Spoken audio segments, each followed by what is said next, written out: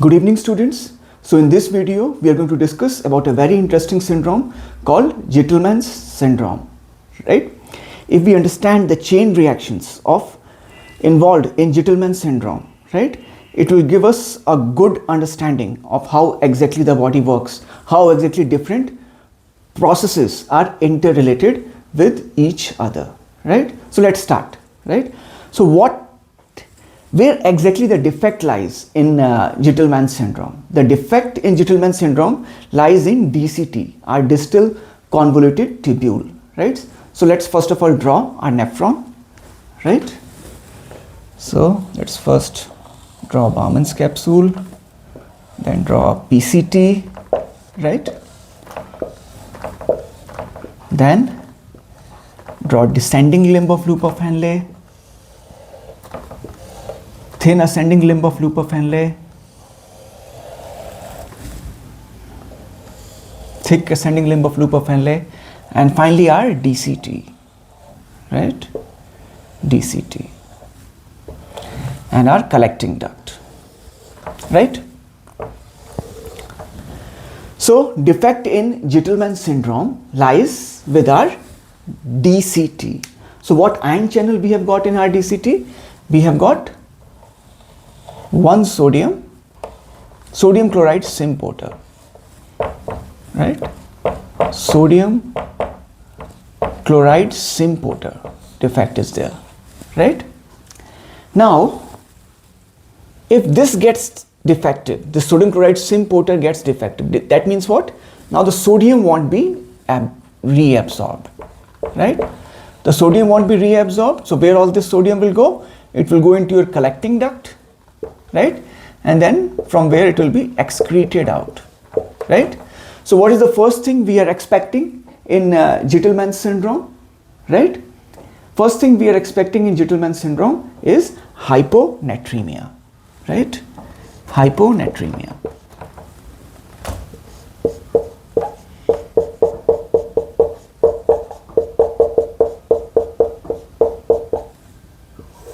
Okay. Now if hyponatremia happens, that means a lot more sodium is going outside. So wherever sodium goes, the water follows, right? So along with sodium, lot of water will also go along with it, right? If lot of water is also going outside along with sodium, right, then what will happen? ECF contraction, your extracellular fluid volume will contract. So hyponatremia will be followed by ECF contraction. Your ECF volume will be less, of course, as simple as that, right? Everything is as simple, right? The sodium chloride symporter was blocked, sodium is going out, water is going out, right? And since the water is also going out, the ECF volume has contracted, right? But when ECF volume contracts, what system it activates? It activates your RAS system, right? It's going to activate your RAS system. That means it is going to increase the level of renin, right? And if the level of renin increases, then it will increase the level of your angiotensin 2, writing in short form A2, right? If angiotensin 2 level increases, it will increase the level of aldosterone,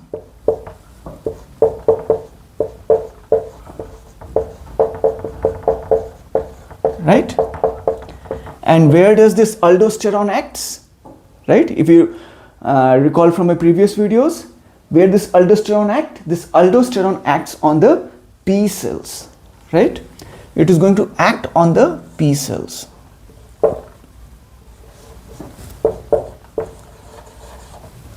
And what these P cells do? P cells have your ENaC channels. That means it is going to reabsorb sodium and excrete out potassium. So first of all, it will reabsorb your sodium, right? Through which channels? Through ENaC channels. It will reabsorb sodium through ENaC channels, right?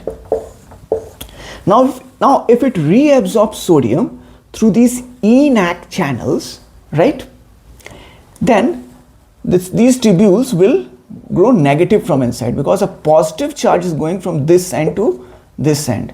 So wherever the positive charge goes, that side becomes positive, but the side from which it is going will become negative. So this will become negatively charged. And what this will cause? This will cause potassium channels, potassium ions to go out, right? They are going to attract potassium ions to go out. Through which channels? Through ROMK channels, right? Through ROMK channels, right? So what this will lead to? Since the potassium is going out, right? Now sodium, the quantity is very high, right? Potassium ions are fewer in number, right?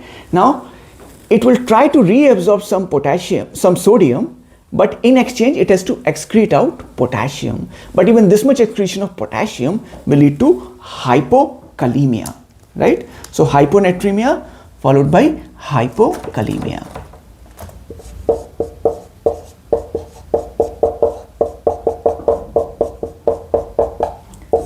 So up till now, the story is simple. Sodium chloride importer has been blocked. All this sodium is going out, right? This is ultimately led to hyponatremia, ECF contraction, stimulation of the RAS system, aldosterone, which is acted on P cells. So this sodium has to be reabsorbed, but potassium will be excreted out, right? Because the potassium is being excreted out, you will get hypokalemia, right? Now hypokalemia itself can lead to so many things, right? It can lead to your nephrogenic diabetes mellitus, nephrogenic diabetes insipidus, right? It can lead to nephrogenic diabetes insipidus.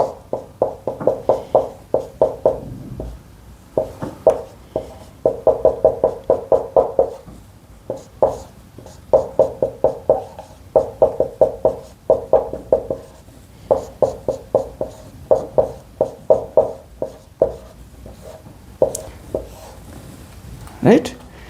How it leads to nephrogenic diabetes insipidus, if you can recall, right? The ADH acts on V2 receptors. It increases the level of adenyl cyclase. The ATP will get converted into cyclic AMP. The cyclic AMP will increase protein kinase A, and it is going to recruit your aquaporin 2 channels. But hypokalemia will increase the level of the prostaglandins, right? And by increasing the level of prostaglandins, it is going to reduce the level of adenyl cyclase, right? So less cyclic AMP, less protein kinase A, less recruitment of aquaporin 2 channels, leading to nephrogenic diabetes insipidus, right? Hypokalemia can also lead to something else. What's that? It can also lead to glucose intolerance, right?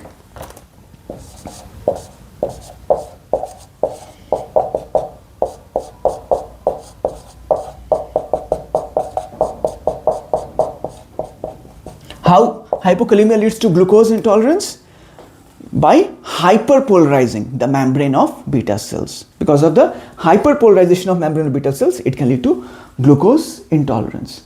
But what's next, right? It can also lead to fatigue. It can also lead to cramps, right? Fatigue and cramps.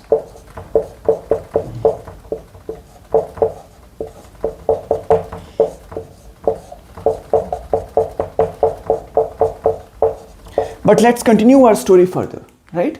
What's next is going to happen. Once hypokalemia has happened, that means this potassium is coming out now, right? All this potassium is coming outside. Okay, now this potassium is also kind of very precious ion for the body, right? This potassium, when it's coming out, the body will try to preserve this potassium. Exactly which cells? The intercalated cells, right? The intercalated cells, or in short form I cells, will try to preserve this potassium, right? So it will reabsorb this potassium, but in turn it has to excrete out H plus ion, right? So it will reabsorb potassium, but in turn it has to excrete out H plus ion. If lot of H plus ions are excreted, it will lead to alkalosis, right? It will lead to alkalosis.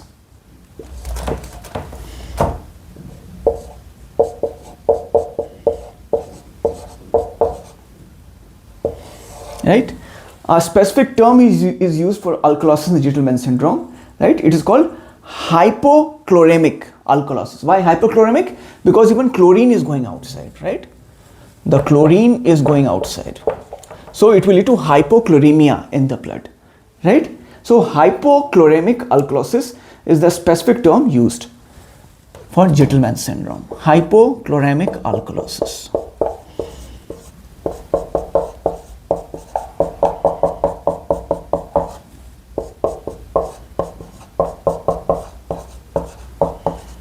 Right?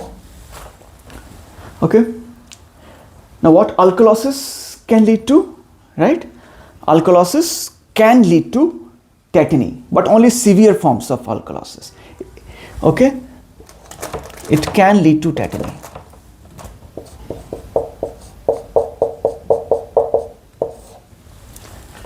Now, what are the other important things which can happen in Gitelman syndrome? Right? One very important thing which happens in Gitelman syndrome is your hypocalciuria. The calcium inside the urine decreases, right? Hypocalciuria, you will understand, it's a very interesting mechanism.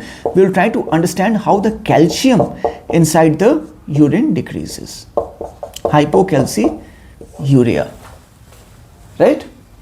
For understanding how hypocalciuria happens, right, we will enlarge the cell of DCT, right? Let's enlarge the cell of DCT. Okay. We are enlarging one of the cells, right? Suppose this is the basolateral side and this is the luminal side. That means on this side we have got urine, right? On this side we have got blood vessels, right? Now what kind of ion channels we have got in DCT? We have got sodium chloride sympater, but on basolateral side which ion channel is running the whole show? Our sodium potassium ATPase is running the whole show by pumping the sodium outside and pumping the potassium inside. So the sodium inside the cell will decrease. The sodium inside the cell will decrease, right? And this creates a gradient, right? This creates a gradient, and this gradient is used by sodium chloride sympater. Sodium chloride sympater, right? Apart from this, right, we have got on the basolateral side, right? On basolateral side we have got one sodium calcium exchanger, right, which exchanges sodium comes inside and the calcium goes outside, right? This is a one cell of DCT, right? I have drawn it over here because there was space, so take it as one cell of DCT, right? The luminal side and basolateral side.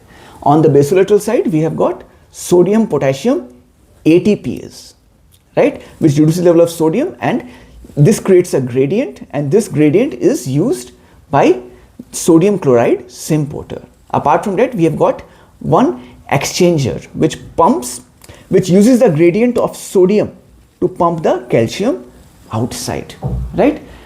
Up to this level it is clear. Now what goes wrong in Gitelman syndrome? This thing is not working. This thing is not working. If this thing is not working, what will happen to the sodium level inside?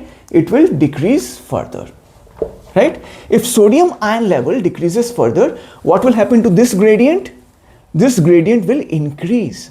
The gradient from the basolateral side to the inside the cell, this gradient will increase. So the sodium ion will come inside, more sodium ion will come inside, and more calcium will go outside, right? So the calcium level inside the cell will decrease, right?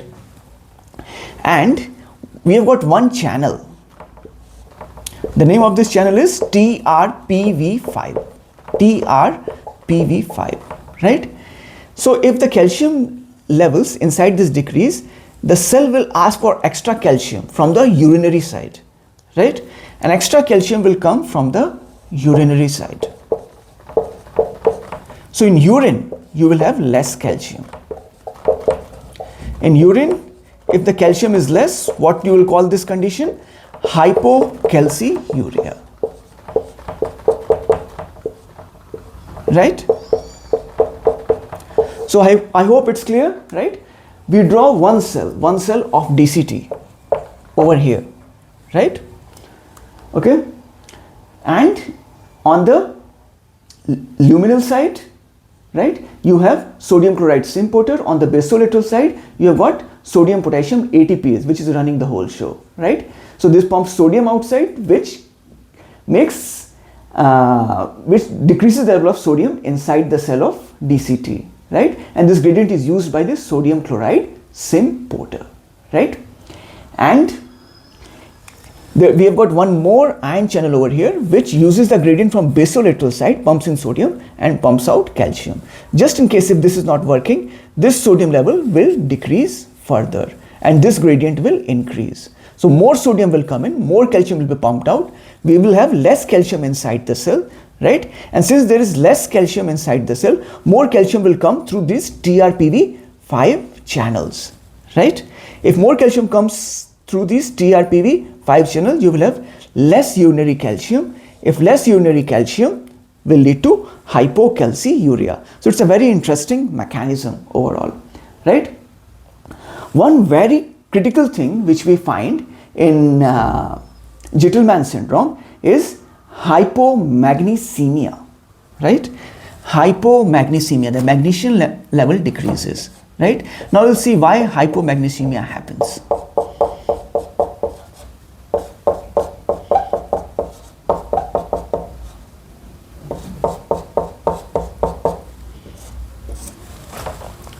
Now, because of the defect in this sodium chloride sympater, right, the whole of DCT undergoes remodeling, right? And due to remodeling, certain ion channels are down regulated, and one of those ion channels is TRPM6, right?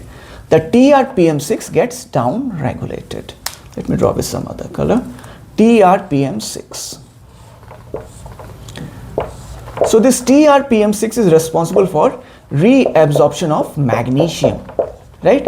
But it gets down regulated. So magnesium won't be reabsorbed. Magnesium won't be reabsorbed and it will also get excreted out. Since the magnesium is being excreted out, you will have less magnesium inside the blood, right? So what problem less magnesium inside the blood can cause? Now magnesium is very important for the secretion of PTH from your parathyroid glands, right? If the PTH is not secreted, right? Now this magnesium is very important. It acts on your parathyroid glands and is responsible for secretion of PTH, right? So if level of magnesium goes down because of the defect in TRPM6, the level of PTH will also go down. If the level of PTH goes down, right, the level of which ion will go down? The level of calcium will go down, right? And if the level of calcium goes down, what it can lead to, right? Just try to recall what calcium exerts. Calcium exerts calcium clamp effect on the sodium ion channels. If calcium clamp effect is not there, the sodium ions can easily enter inside the cell. If sodium ion can easily enter inside the cell, that means very easy depolarization of the cell. Very easy depolarization of the cell means nerves will become excitable and you will get tetany, right? So you will get hypocalcemic tetany. What are the signs of hypocalcemic tetany? Right? The Crozier's sign, right? So you will get hypocalcemic tetany.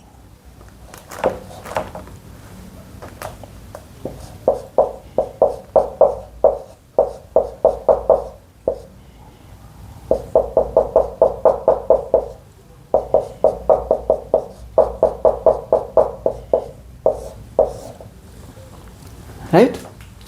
Calcium will go down and you will get hypocalcemic tetany, right?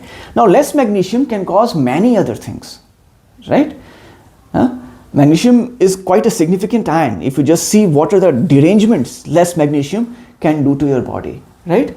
Less magnesium can also lead to less osteoblastic activity, right? So osteoblastic activity can decrease, right? If osteoblastic activity can decrease, it means less mineralization of the bone. The mineralization of the bone will decrease, right?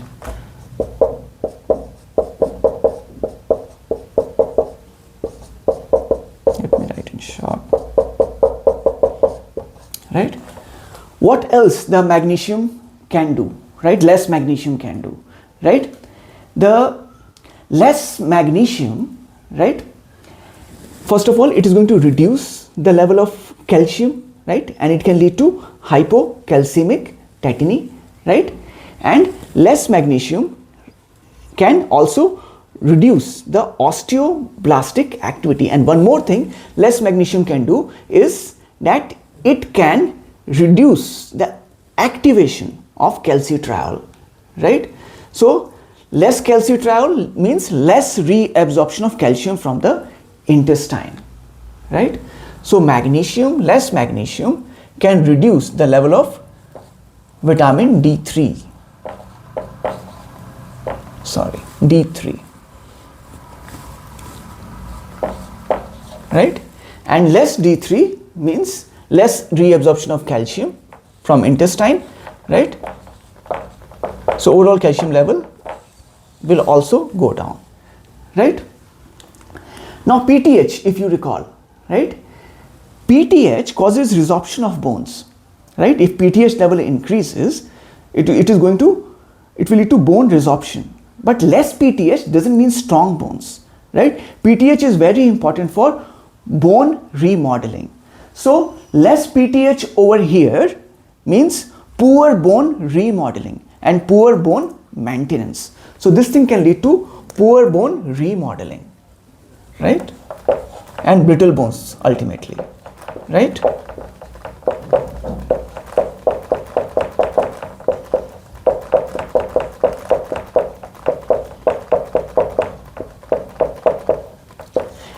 Right? There are many other things which less magnesium can lead to. Less magnesium can have effect on the heart, right? Prolonged QTC and torsades de pointis, that ventricular arrhythmia, right? So prolonged QTC and torsades de pointis.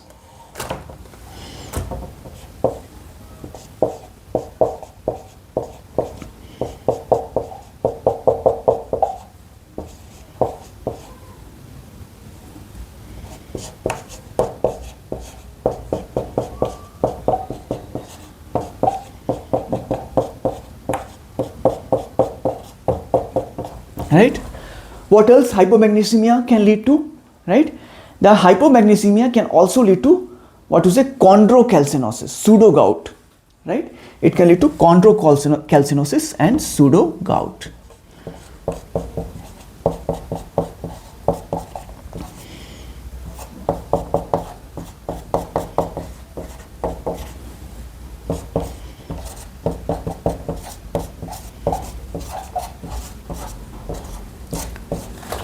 One very important thing, during the remodeling of DCT, after this defect in sodium chloride symporter, the TRPM6 both in DCT and in intestine, right? If you have a intestine over here, right? Both in intestine and in in DCT, the TRPM6 will be dysregulated, right? Okay. Let me label it intestine. The TRPM6 will be dysregulated. Right? So, hopefully the Gitelman syndrome is clear, right? Let's sum it up finally, right? So it's very simple. It may look complicated if I write everything on board, but it's very simple. What? The DCT, right? The main defect is in DCT, right? Which ion channel is defective? The sodium chloride symporter is defective, right?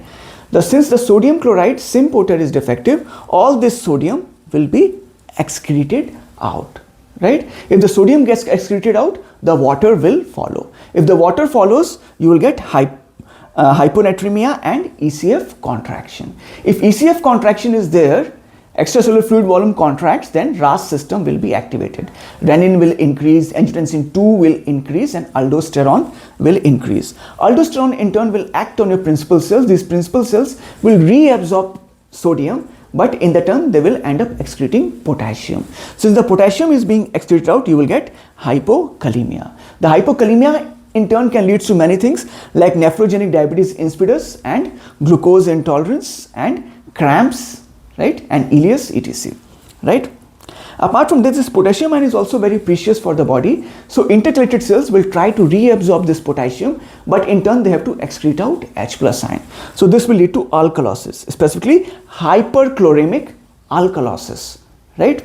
Because the chlorine is also going out, this will lead to hypochloremia inside the blood, right? Then it will also lead to hypocalciuria. That mechanism we discussed over here, right? That if this becomes defective, you will have lot less sodium inside, and this sodium calcium exchanger, the gradient for this will increase. The calcium will be reabsorbed on the basolateral side, and now the cell have got less calcium, so it will take more calcium from the urine. This will lead to hypocalciuria. Gitelman syndrome is one of those rare conditions in which you have got hypocalciuria also, but at the same time less calcium in the blood also. In the urine, the excretion of calcium is less, but you got less calcium in the blood also. It is one of those rare conditions, right? Then because of this obstruction of sodium chloride symporter, this whole DCT will undergo remodeling, and because of this remodeling, TRPM6 both inside DCT and inside intestine will be downgraded, will be down regulated, right? So the magnesium won't be reabsorbed. So if the magnesium won't be reabsorbed from the intestine also, and magnesium won't be reabsorbed from your nephron also. So overall magnesium level inside the blood will reduce, right? If overall magnesium level inside the blood reduces, then it can, your parathyroid gland depends upon this magnesium, right, to secrete PTH, right? So the PTH won't be secreted. If PTH is not secreted, the calcium ion level will go down. If calcium ion level go down, right, the calcium clamp effect will be lost. Sodium will easily enter inside your nerve cell, and this will lead to hypocalcemic tetany, Trozier sign, Weis sign, right? So one thing is hypocalcemic tetany. Less magnesium will also reduce your osteoblastic activity. So less bone mineralization. Less magnesium will also reduce the activation of calcitriol. So less reabsorption of calcium from the intestine, right? And magnesium can also lead to QTC prolongation, right? And torsitis de pointis, the hypomagnesemia, right? And hypomagnesemia can also lead to chondrocalcinosis and pseudo gout, right? So hopefully how this beautiful chain reaction leads from one thing to another, this will help you in better understanding of how various physiological mechanisms are connected to each other. So hopefully this video has helped you in understanding Gitelman's syndrome, right? Wish you all the very best. Thank you.